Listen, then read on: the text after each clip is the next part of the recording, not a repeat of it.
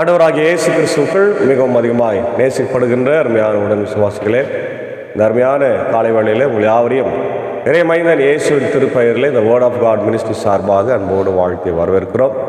இந்த அருமையான காலை நேரத்தில் இறை தியானத்தை நம்ம ஆரம்பிக்கலாம். நமது ஆரம்பம் பிதா, குமாரன், பரிசுத்த ஆவியின் நாமத்தில் உள்ளது.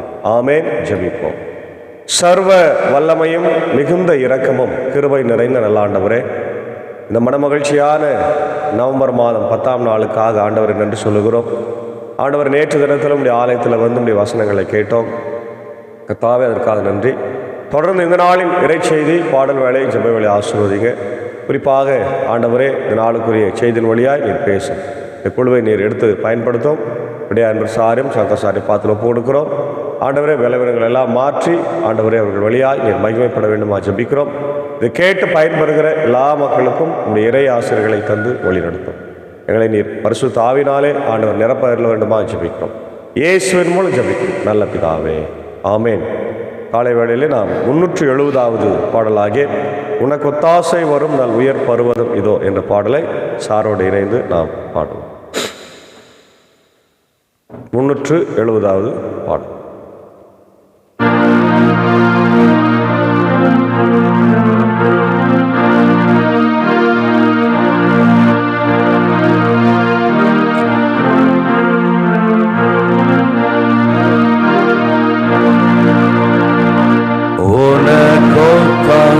வரும் நல் உயர் பருவதமீதோ,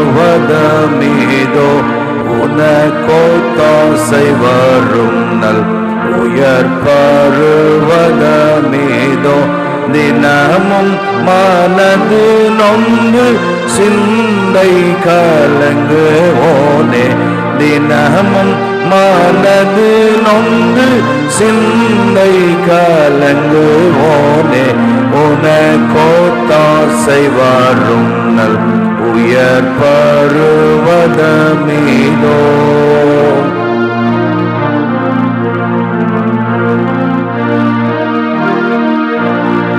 வானம் பூவி திரையும் வகுத்த நன்மை பிதாவின், மானம் பூவி திரையும் வகுத்த நன்மை பிதாவின், மாட்சிமையின் கரமே வல்லமையுள்ளதல்லோ, மாட்சிமையின் கரமே வல்லமை உள்ளதல்லோ, உனக்கோத்தாசை வரும் நல் உயர் பருவதமீதோ.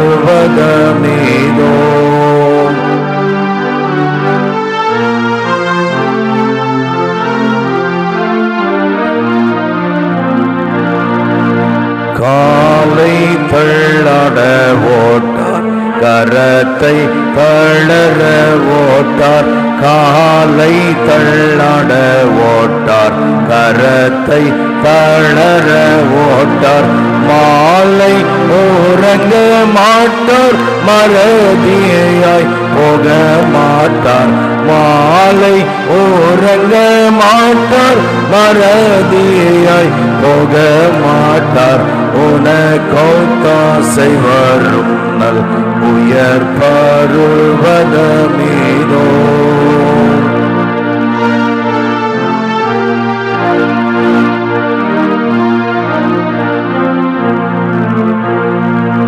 கர்த்தர் உன்னை காப்பவராம், கரமதில் சேர்ப்பவராம், கர்த்தர் உன்னை காப்பவராம், கரமதில் சேர்ப்பவராம், நித்தியம் உண்டனுக்கு நிழலாயிருப்பவராம், நித்தியம் உண்டனுக்கு நிழலாய் இருப்பவராம், உனக்கோத்தாசை வரும் நல் உயர் பருவதமீதோ.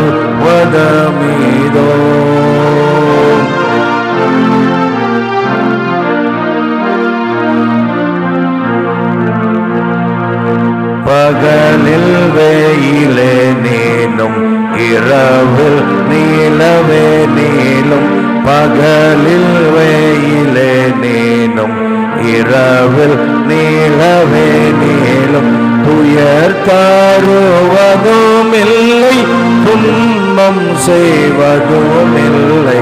துயர் தருவதும் இல்லை, துன்பம் செய்வதும் இல்லை. உனக்கொத்தாசை வரும் நல் உயர் பருவதமேதோ.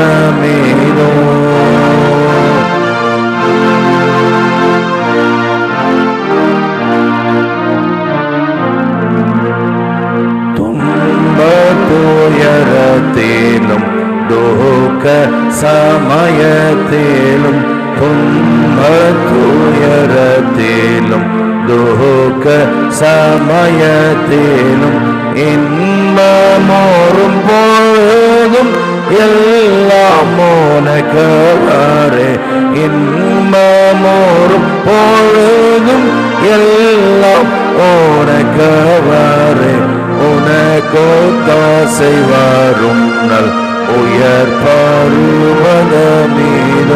உனக்கொத்தாசை வரும் நல் உயர் பருவதமேதோ. உனக்கொத்தாசை வரும் நல் உயர் பருவதமேதோ.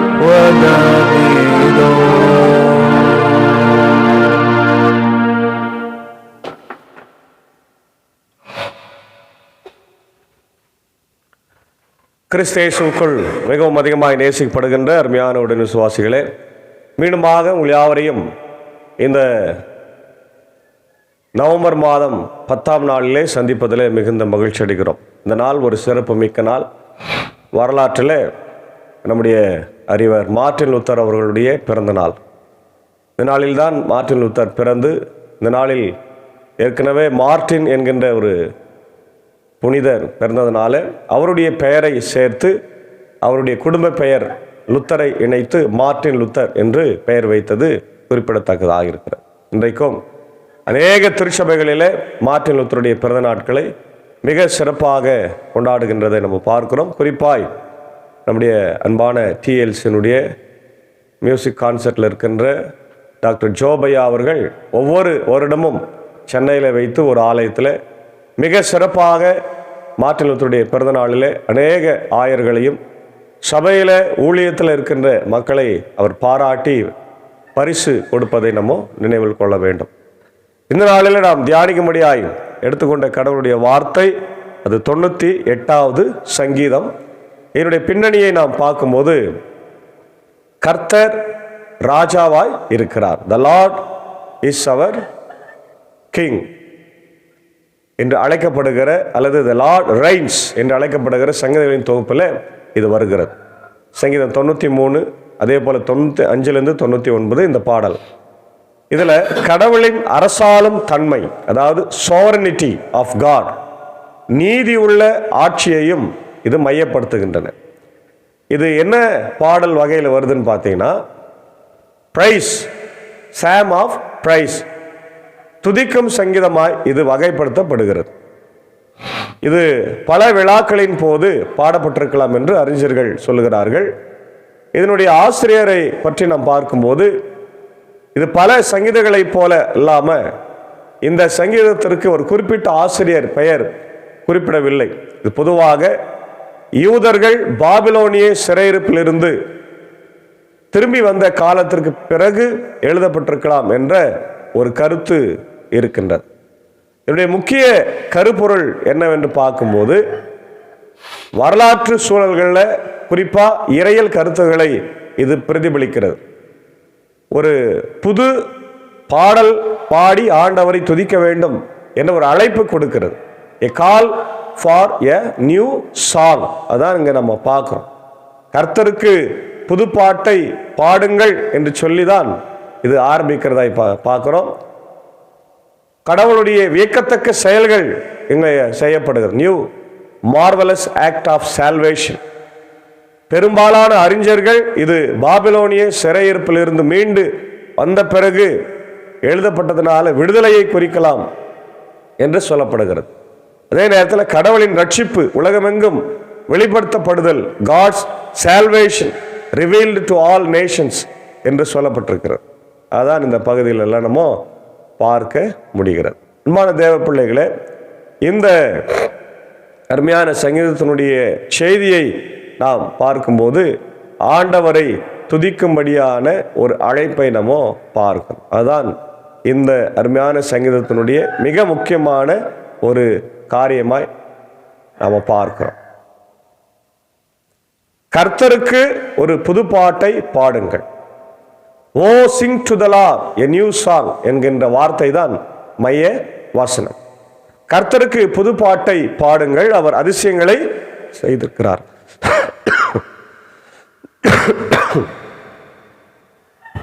அவருடைய கரமும் பரிசுத்த பயமும் ரட்சிப்பை உண்டாக்கின என்கின்ற வார்த்தையோடு இந்த சங்கீதம் ஆரம்பிக்கிறது. அதனால இதை இன்னொரு ஒரு வகையாக சொல்றாங்க, என்த்ரோன்மெண்ட் சாம். என்த்ரோன்மெண்ட் அதாவது ராஜரீக அல்லது ராஜ்ய சங்கீதம் என்ற ஒரு வார்த்தையும் இதில் இருக்கிறத நம்ம பார்க்கிறோம்.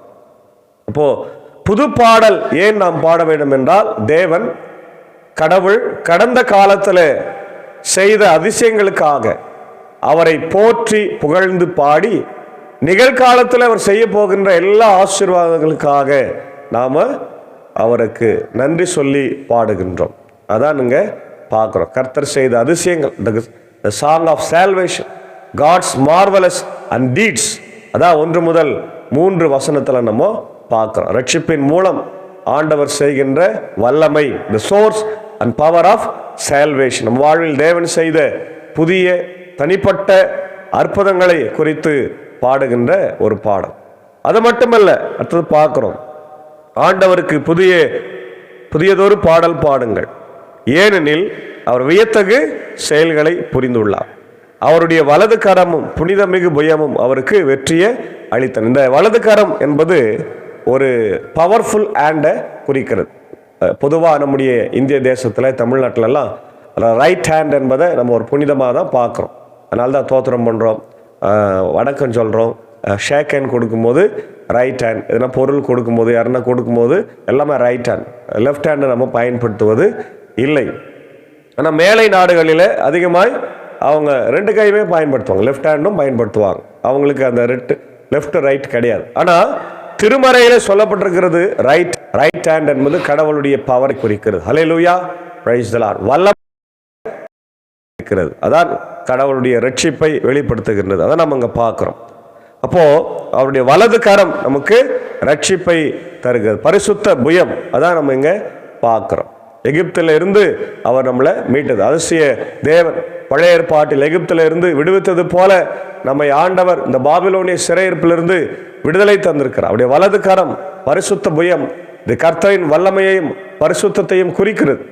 மனித பலத்தால் அல்ல, தேவனுடைய வல்லமையிலா இது வந்தது என்பதை நம்ம பார்க்க முடிகிறது. அடுத்தது பார்க்கிறோம், ஆண்டவர் தம் மீட்பை அறிவித்தார், பிற இனத்தார் கண் முன்னே தம் நீதியை வெளிப்படுத்தினார். பார்த்தீங்களா, சிறையில் இருந்த நமக்கு இந்த உலக மக்கள் எல்லாம் நம்மளை அவமானப்படுத்தினாங்க, வேதனைப்படுத்தினாங்க, துன்பப்படுத்தினாங்க, நம்மளை வெட்கப்படுத்தினாங்க. ஆனால் கடவுளோ நம்மளை விடுதலை செய்து, கடவுள் உங்களோடு இருக்கிறார் என்ற செய்தி அவங்களுக்கு போய் சேரும்படியாக செய்திருக்கிறார்.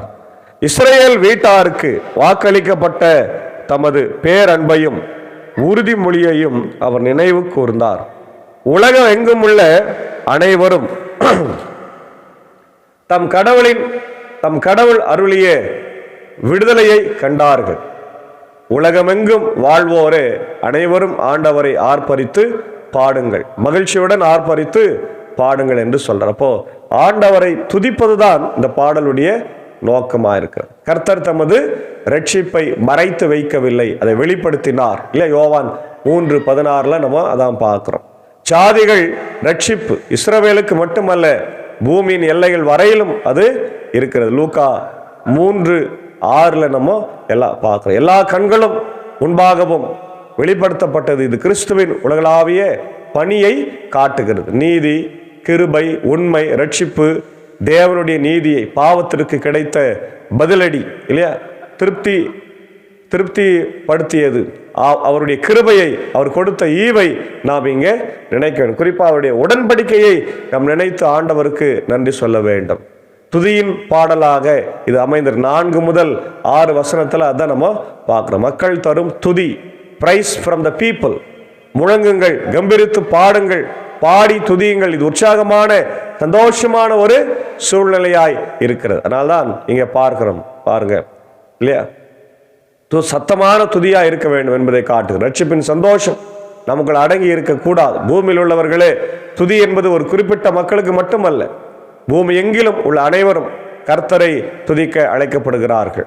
இசை கருவிகளை நம்ம வாசித்து ஆண்டவரை துதிக்க வேண்டும். அதான் சங்கீத கீதம், யாழ், எக்காலம், ஊது கொம்பு, இதெல்லாம் அன்றைக்கு இருந்த மக்கள் பயன்படுத்தி ஆண்டவரை துதிக்கிறதாக நம்ம பார்க்கின்றோம். 5வது வசனம், யாழினை மீட்டி ஆண்டவரை புகழ்ந்து ஏத்துங்கள்.